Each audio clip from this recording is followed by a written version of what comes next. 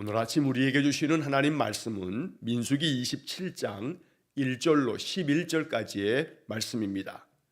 민수기 27장 1절로 11절까지의 말씀을 봉독하겠습니다.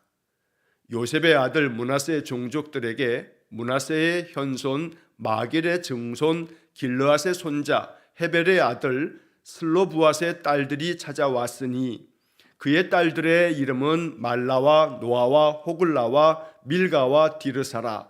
그들이 회막문에서 모세와 제사장 엘르아살과 주의관들과 온 회중 앞에 서서 이르되 우리 아버지가 광야에서 죽었으나 여호와를 거슬러 모인 고라의 무리에 들지 아니하고 자기 죄로 죽었고 아들이 없나이다. 어찌하여 아들이 없다고 우리 아버지의 이름이 그의 종족 중에서 삭제되리이까? 우리 아버지의 형제 중에서 우리에게 기업을 주소서 하매 모세가 그 사연을 여호와께 아뢰니라.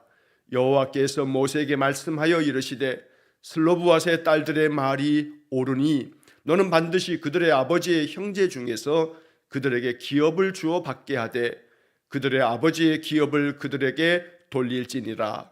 너는 이스라엘 자손에게 말하여 이르기를 사람이 죽고 아들이 없으면 그의 기업을 그의 딸에게 돌릴 것이요 딸도 없으면 그의 기업을 그의 형제에게 줄 것이요 형제도 없으면 그의 기업을 그의 아버지의 형제에게 줄 것이요 그의 아버지의 형제도 없으면 그의 기업을 가장 가까운 친족에게 주어 받게 할지니라 하고 나 여호와가 너 모세에게 명령한 대로 이스라엘 자손에게 판결의 규례가 되게 할지니라.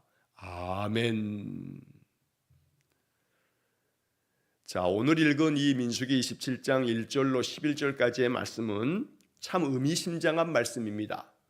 왜냐하면 그 고대 세계에서의 상속법을 다루고 있는 건데 이 상속법이라고 하는 것이 매우 남성 중심적이고 또 그 집안의 장남을 우선하는 그런 장남 중심의 상속의 법을 가지고 있었던 것이 고대 사회의 그런 일들이고 물론 고대 사회뿐만 아닙니다. 근대에 이르도록 모든 상속이라고 하는 것은 거의 대부분 남자 중심으로 아들 중심으로 그리고 또 첫째 아들 장남 중심으로 모든 상속법이 그렇게 진행이 되어 왔습니다.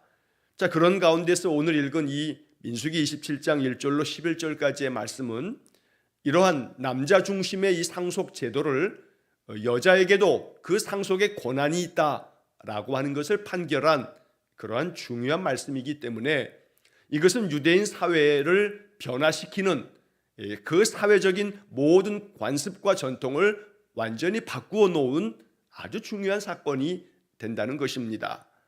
그래서 어찌 보면 한 집안의 상속의 문제를 얘기하고 있는 건데 이게 성경에 들어왔다는 것은 바로 이 이야기가 유대인 사회를 이 유대민족을 이 상속의 법의 변화로 말미암아 얼마나 많은 큰 변화를 일으켰는가라고 하는 것을 알려주고 있는 것이기도 합니다.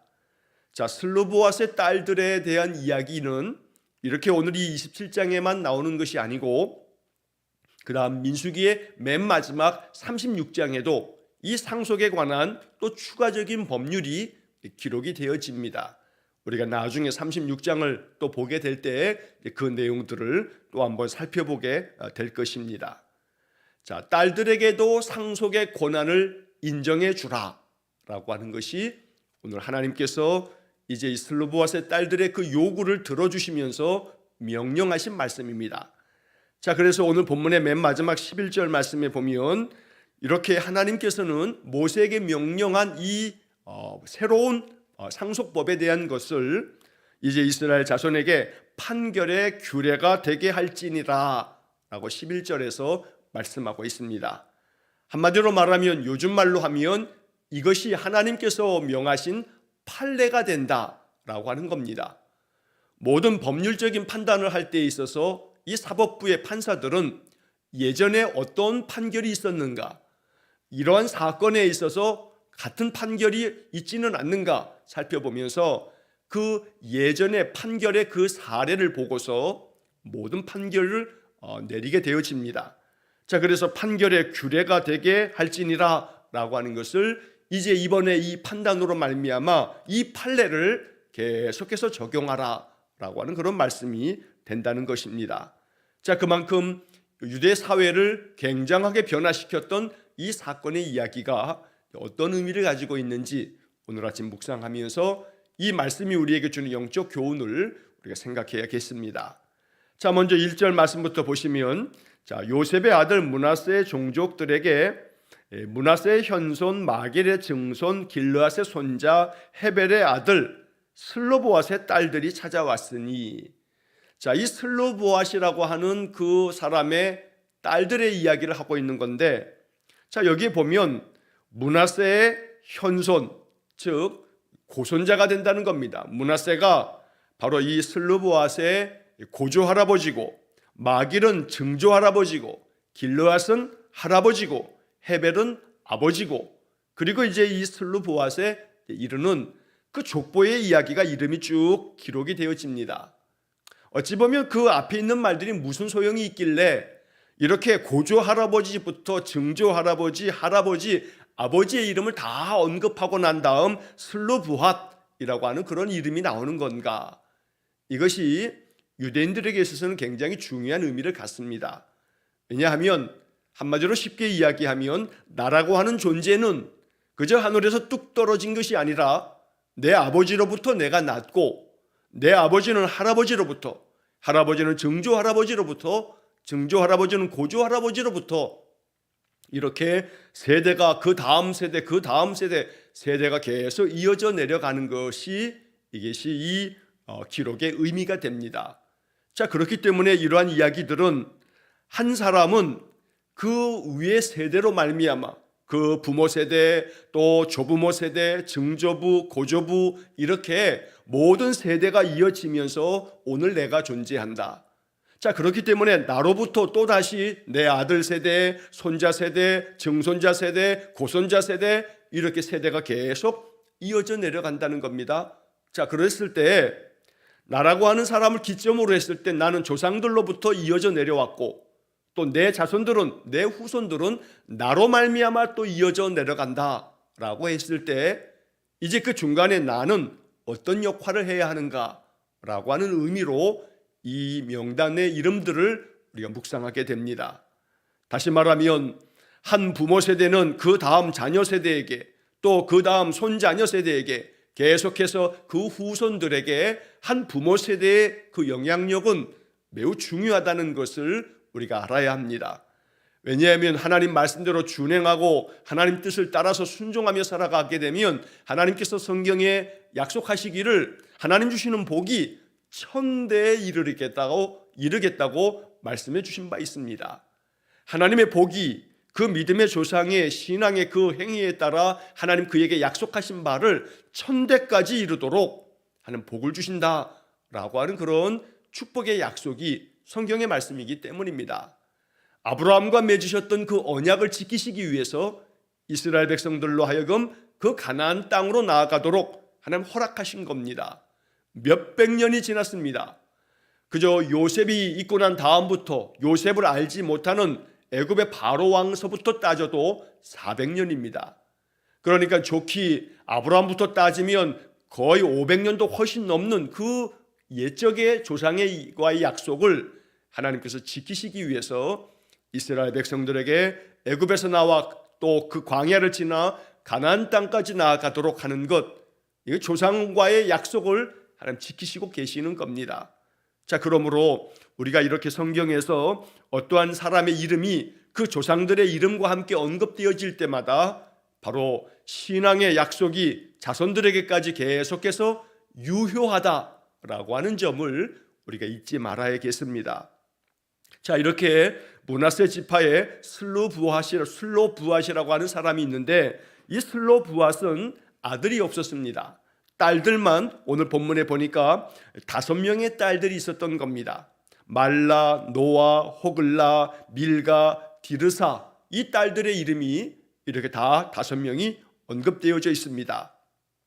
자, 우리가 어제 그제 보았던 이 민수기 26장에서 두 번째 인구 조사를 읽을 때 므낫세 지파의 그 종족들에 대한 명단 속에 바로 이 슬로브앗의 딸들의 명단이 26장 33절에도 기록된 바가 있습니다. 자, 그때 이 므낫세 지파의 그 명단 중에서 여러 종족의 숫자를 계수하면서 이 슬로브앗의 딸들은 그 딸들의 5 이름이 바로 이 26장 33절에도 기록되어지면서 어떤 사연이 있길래 바로 이 인구조사를 하면서 한 지파에 한 집안에 딸들의 이름이 이렇게 다 기록되어져 있는가? 바로 오늘 이 27장과 그리고 마지막 36장에서 바로 이 사건을 이 이야기를 적어놓기 위해서 이것이 매우 의미심장한 일이기 때문에 이렇게 그들의 그 명단 속에도 그 딸들의 이름이 또 한 번 기록되어졌던 겁니다. 자, 본문 2절의 말씀에 보면 이 5 딸들이 자, 회막으로 나옵니다. 성막으로 나온 겁니다. 모세와 또 제사장 엘르아살과 또 백성들의 지휘관들과 온 회중들이 있는 회막으로 나와서 이렇게 요구를 합니다. 그들의 요구사항은 내 아버지가 아들이 없이 세상을 떠나셨는데 아들이 없이 세상을 떠났다 해서 그 아버지로부터 이어져야 할 유산을 왜 딸들인 우리는 받지 못하는가? 딸들인 우리에게도 유산을 상속해달라. 아버지의 기업을 우리에게도 허락해달라 라고 요청한 것입니다. 자, 3절과 4절 말씀을 보시면 우리 아버지가 광야에서 죽었으나 여호와를 거슬러 모인 고라의 무리에 들지 아니하고 자기 죄로 죽었고 아들이 없나이다.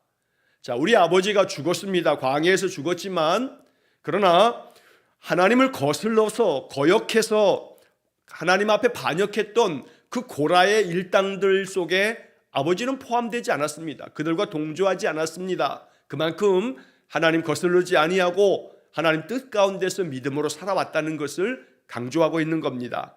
자기 죄로 죽었고 라고 하는 것은 어떤 죄 때문에 죽었다 하는 그런 의미가 아니라 이것은 그 당시 모든 사람의 죽음이라고 하는 것은 죄로 말미암는 죽음이라고 이렇게 여겼기 때문에 이러한 관용적인 표현을 사용하고 있는 겁니다. 자, 이처럼 우리 아버지가 하나님 거역하는 사람들과 동조하지 아니하고 하나님께서 이 땅에서 주신 수를 다하고 이제 이 광야에서 죽었습니다. 그런데 아들이 없습니다. 자, 그런데 어찌하여 아들이 없다고 해서 이 아버지의 이름이 우리 이 종족 중에서 삭제되리까? 라고 말합니다. 한마디로 말하면 아버지가 아들이 없다고 해서 이제 그 아버지의 그 이름이 우리 집안의 족보에서 이걸로 끝나고 사라지면 되겠습니까? 이건 너무 불공평하고 이걸 정당하지 않습니다. 라고 이렇게 슬로브앗의 딸들이 주장을 한 것입니다. 자, 왜냐하면 아버지가 죽을 때 만약에 그 자녀들 중에 아들이 없으면 아버지의 그 유산은 아버지의 형제들에게 돌아갔던 겁니다. 딸들이 있어도 딸들에게 유산이 상속되지 않았던 것이 바로 그 당시의 사회적인 법이 그랬던 겁니다. 자, 그래서 이 4절 말씀에서 이렇게 아들이 없이 아버지가 돌아가셔서도 우리 딸들에게도 그 기업을 상속해 줘야지, 그렇지 않고 그 모든 아버지의 형제들이 다 우리 아버지의 그 기업을 가져갔으니 우리에게도 기업을 주소서라고 이렇게 주장을 합니다. 우리 아버지의 형제 중에서 우리에게 기업을 주소서. 아버지가 돌아가시고 아들이 없음으로 인해서 그 모든 상속되어져야 할 기업이 아버지의 형제들에게 돌아가 있는데 그 아버지의 형제들이 가지고 있는 그것들 아버지의 그 유산이니까 우리에게도 다시금 되돌려 주십시오 라고 이렇게 요청을 했던 겁니다. 자, 이 슬로브앗의 딸들은 매우 용기 있고 또 지혜롭게 모세와 또 제사장 엘르아살과 이스라엘의 지휘관들에게 문제 제기를 합니다. 자, 어찌 보면 이것은 유대 사회의 관습이고 전통입니다. 하나의 법처럼 그렇게 여겨졌던 겁니다. 아들이 없다고 해서 왜 딸들에게 상속될 권한이 없는가? 라고 하는 그런 문제 제기를 하고 있었던 겁니다. 소위 말해 관습법이라고 하는 것이 얼마나 그 사회에 깊이 뿌리 내려서 결코 바뀔 수 없는 그런 것들이 어떤 그런 사회적인 제도처럼 아주 굳건하게 자리 잡고 있는데 이 슬로브앗의 딸들은 이 부분에 대해서 문제 제기하면서 이것은 부당하니 우리에게도 딸이지만 기업을 주십시오. 이것이 정당한 요구라고 이 슬로브앗의 딸들이 주장을 했던 것입니다. 용기가 있어야 행할 수 있는 일입니다. 지혜롭게 이 모든 것들을 잘 논리적으로 설명하고 설득하고 주장하는 이 슬로보아스의 5딸들은 그래서 이 민수기의 아름다운 이름으로 기록이 되어진 것입니다. 자, 이렇게 슬로보아스의 딸들이 주장을 하자 모세가 그 사연을 잘 경청하고 하나님께 이 모든 것들을 아뢰입니다. 하나님의 뜻을 물었던 겁니다. 자, 5절 말씀에 모세가 그 사연을 여호와께 아뢰니라. 하나님께 아뢰려면 어떤 사연이 있는지를 잘 알아야 되지 않겠습니까? 그러니까 다시 말해서 모세가 그 사연을 하나님께 아뢰기 위해서 모세는 이 딸들의 그 모든 간청을, 그들의 주장을 귀 기울여서 들어주었다는 겁니다. 자, 이것이 우리의 전통이야. 우리는 관습적으로 계속 그렇게 해왔어. 너희들의 말은 그건 옳지 않아. 너희들이 주장하는 게 너희들 나름대로는 옳을지 몰라도 우리가 그동안에 전통적으로 그렇게 하질 않았다 하면서 이 딸들의 말을 그저 그냥 단숨에 잘라버리고 기각해버릴 수도 있는 겁니다. 그러나 그렇지 아니하고 모세는 이 딸들의 모든 이야기를 잘 경청하고 하나님의 뜻을 구하려고 이제 하나님 앞에 이 문제를 가지고 나와 하나님께 물었던 겁니다. 자, 그래서 이 모세가 참 지도력을 발휘함에 있어서 백성들의 소리를 잘 경청할 줄 알고 또 관습에 얽매이지 아니하고 전통이라고 해서 그 전통을 무조건 그대로만 따르는 것이 이게 능사가 아니라고 여기는 아주 유연한 태도를 가지고 있는 이 모세의 사고방식은 우리에게도 많은 교훈이 되어진다는 겁니다. 타인의 의견을 존중할 줄 아는 그러한 모습이 모세의 이 모습 속에 담겨져 있는 겁니다. 그저 사람들이 뭐라 얘기해도 자기 주장, 자기의 그 생각, 자기 고집에 빠져서 듣지 않는다면 그러면 그것은 아름다운 믿음의 모습이라고 할 수가 없는 것입니다. 자, 그래서 모세는 이렇게 이 슬로보아스의 5딸들의 모든 그 이야기, 그들이 가지고 있는 그 고충과 그들의 주장을, 그 사연을 다 청취하고 난 다음 하나님께 물었습니다.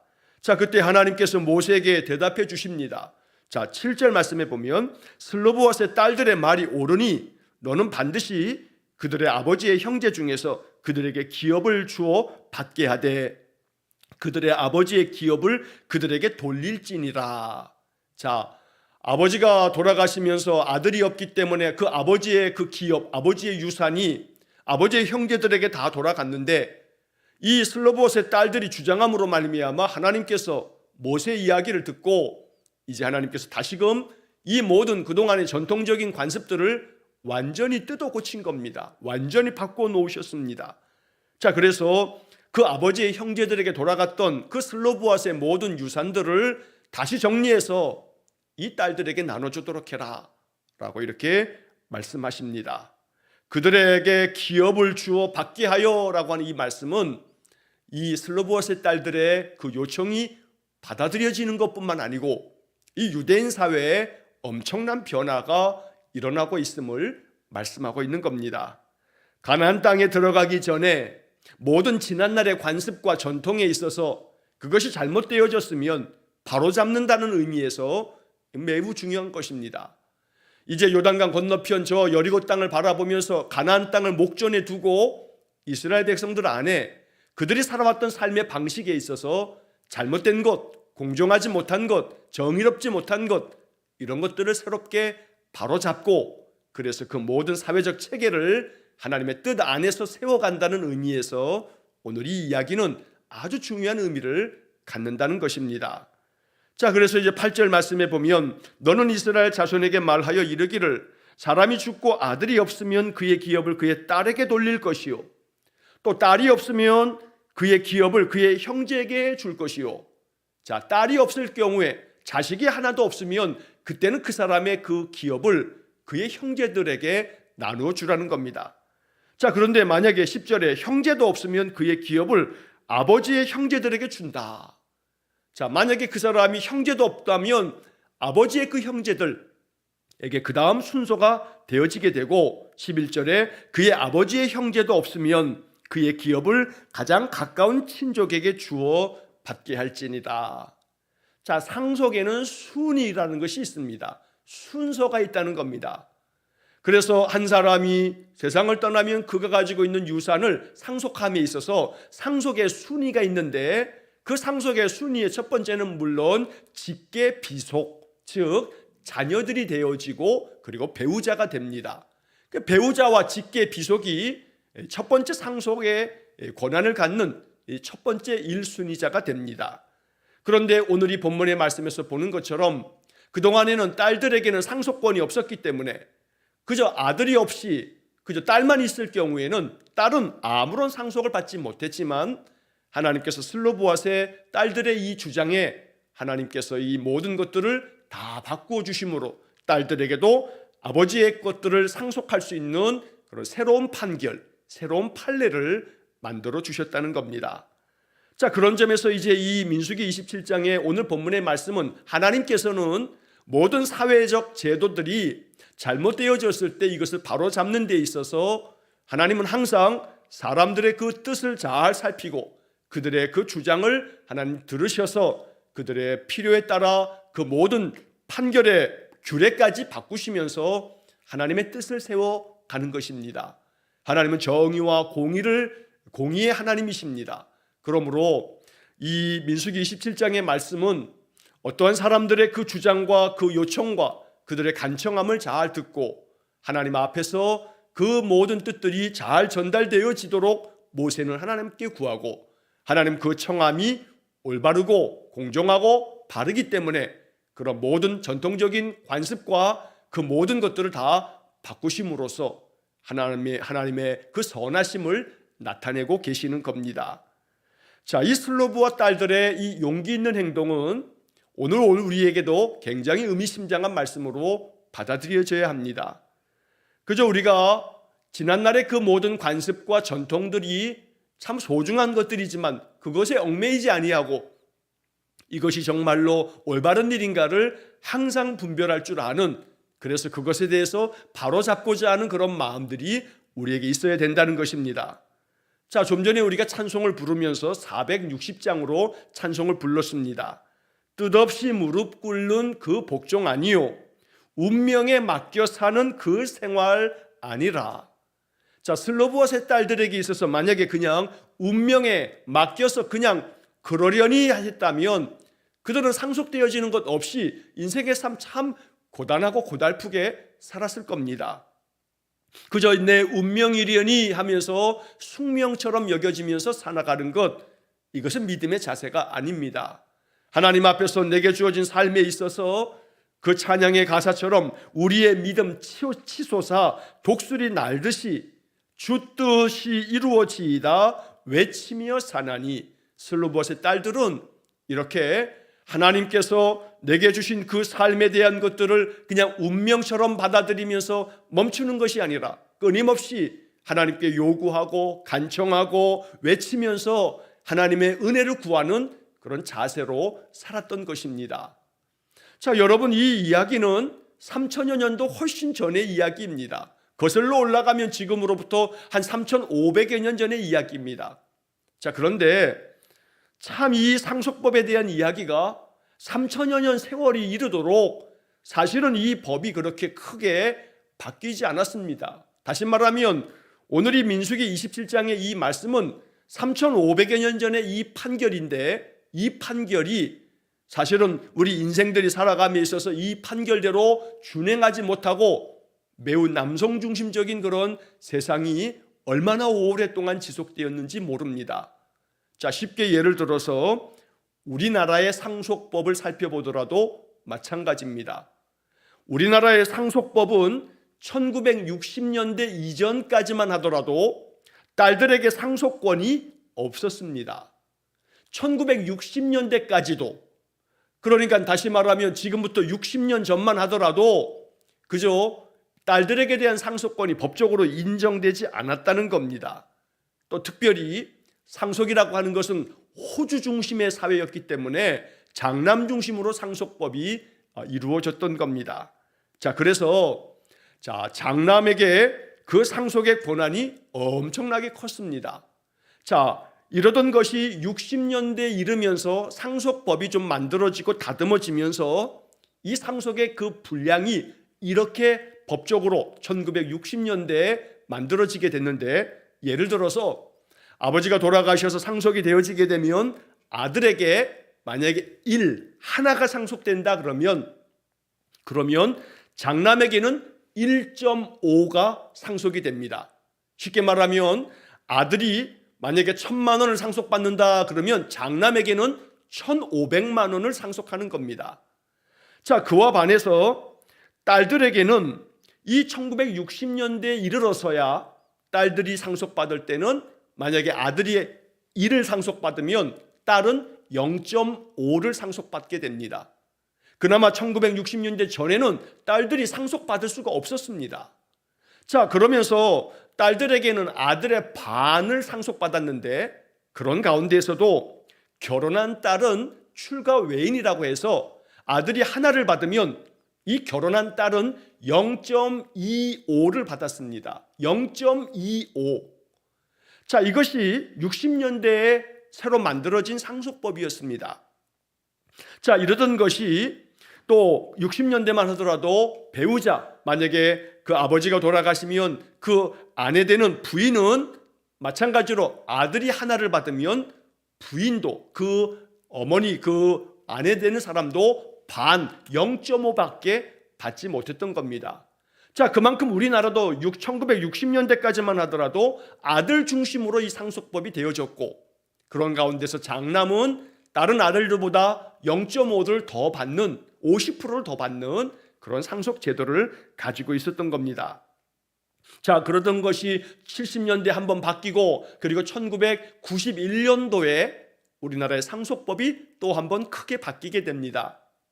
자, 그러면서 1991년도에 이 상속법이 지금도 계속 이어져 내려오고 있습니다.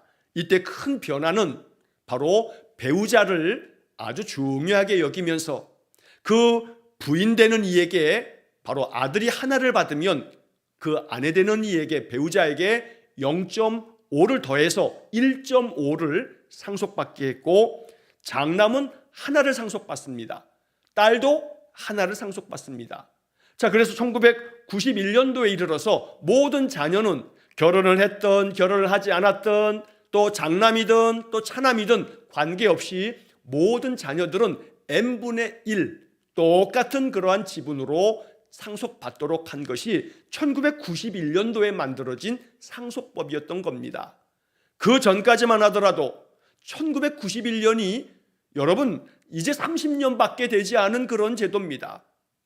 그러니까 30년 전이야 돼서야 비로소 자녀들 모두가, 딸들도 또 결혼할 딸들도 똑같이 n분의 1로 상속을 받고 또 배우자는 1.5배를 받는 그런 상속법이 만들어진 겁니다.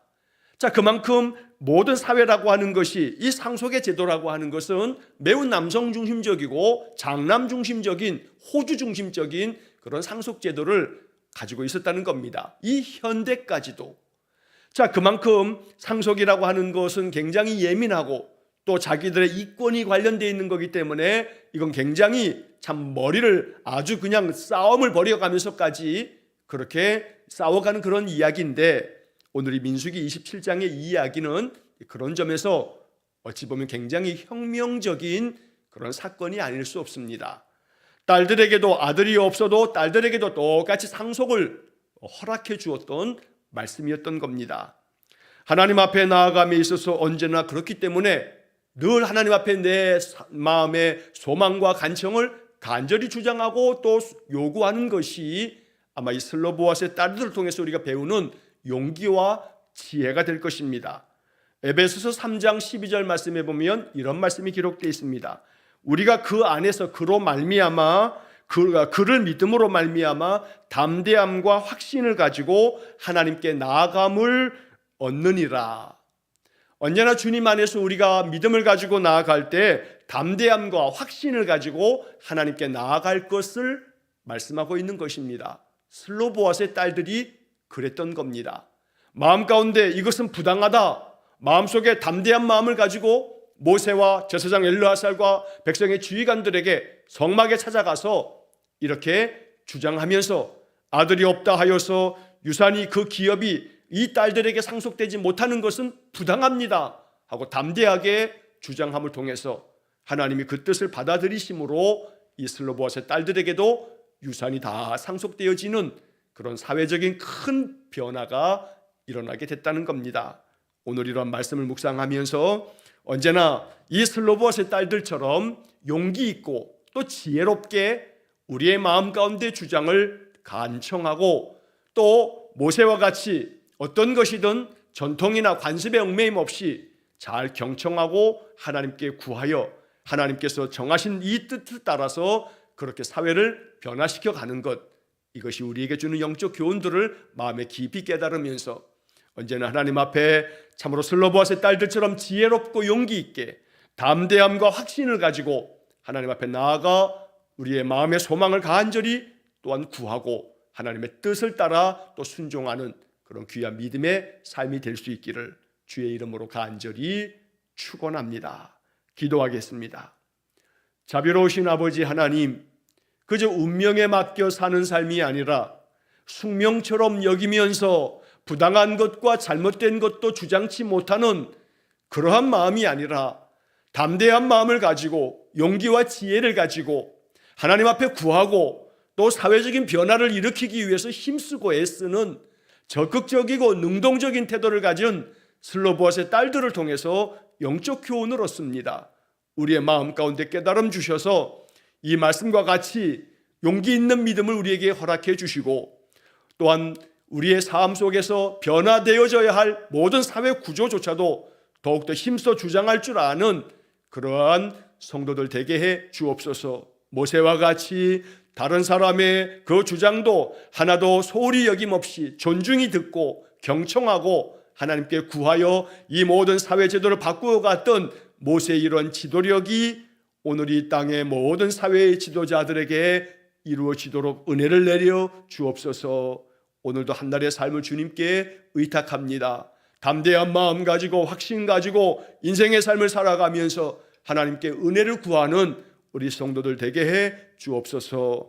모든 것을 주님께 의탁하오며 예수님 이름으로 기도하옵나이다. 아멘. 우리 구주 예수 그리스도의 은혜와 하나님 아버지의 극진하신 사랑과 성령의 교통하심이 슬로보아스의 딸들처럼 용기 있고 지혜롭게 그 마음의 소망과 주장을 하나님께 구하고 하나님의 선한 인도하심을 통해 우리의 삶을 또한 세상의 모든 구조와 사회적 변화를 일으키는데 능동적이고 적극적인 역할을 하기를 간절히 소망하며 기도하는 머리 숙인 귀한 성도들 위해와 저들 가정과 온 가족들 위해 우리 성도들의 모든 인생의 삶 속에 영원토록 함께 하시길 축원하옵나이다. 아멘.